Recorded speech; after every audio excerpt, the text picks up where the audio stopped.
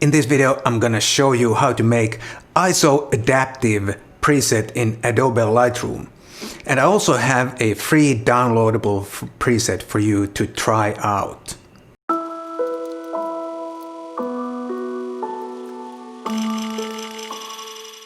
My name is Matti Sulanto. I'm a photographer and a Lumix ambassador from Helsinki, Finland. And in this video, I'm gonna talk about the coolest new feature in the latest Adobe Lightroom and Camera Raw update.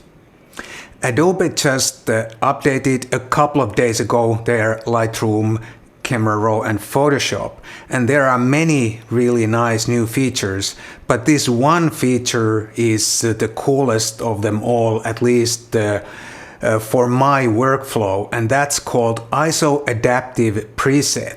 Presets are a really handy way to apply frequently used settings to RAW files. And I like to use presets especially for noise reduction and sharpening.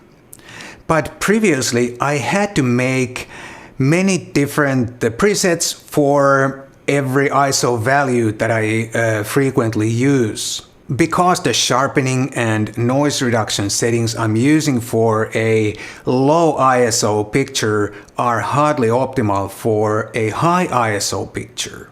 And then I had to apply those ISO specific presets to the corresponding RAW files that had the same ISO value.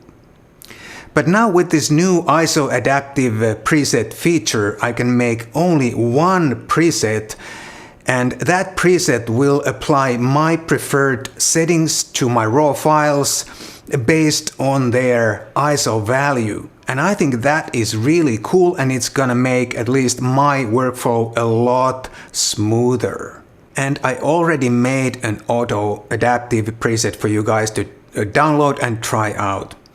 But I'm gonna now show you how to make your own, just in case you don't like my preset or you'd like to make your own for some other reason. And also remember that if you take my channel membership down there, you'll get a new preset every month. And you'll also get downloadable RAW files whenever I test a new camera or a new lens. Okay, I have the latest version of Adobe Lightroom here in front of me. And to start with the preset, you're gonna need at least 2 pictures shot at different ISO values.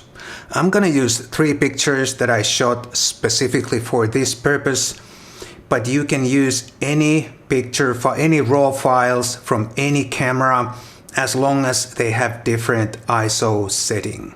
So I have 3 different ISO values here: 200, 800 and 3200.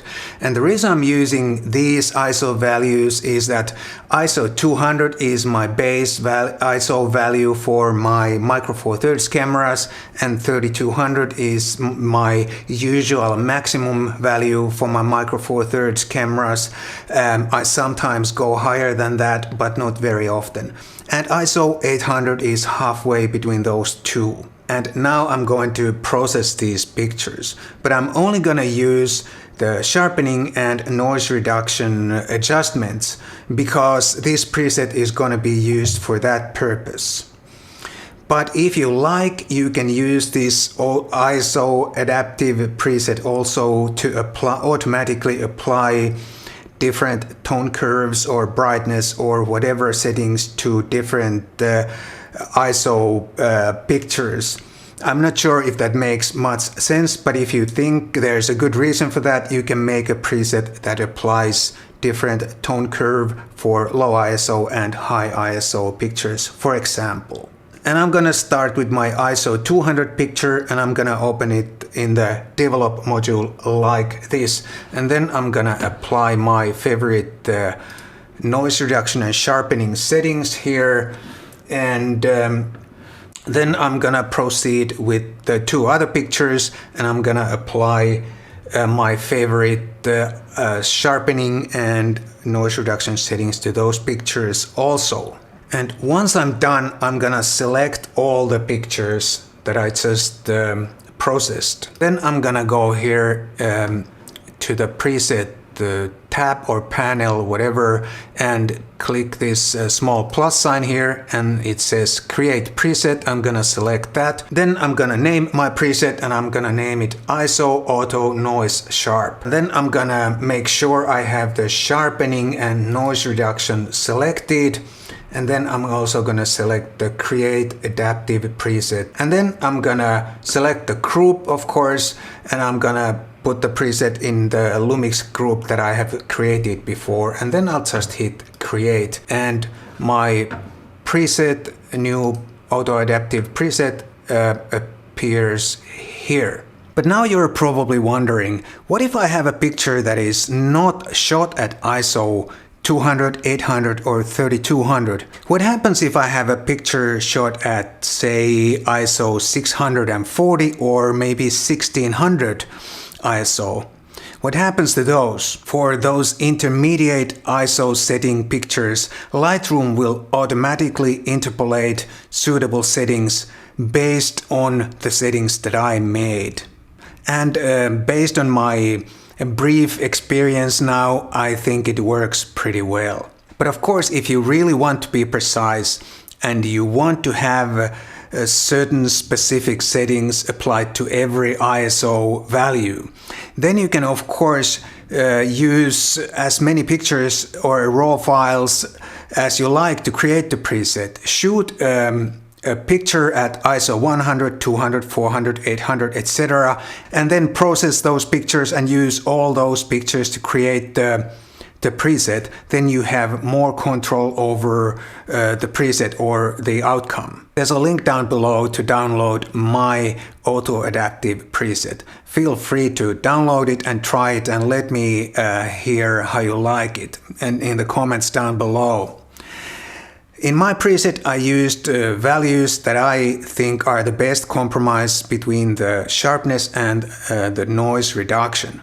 But whenever you are dealing with sharpness and noise reduction, it's more or less a trade-off every time.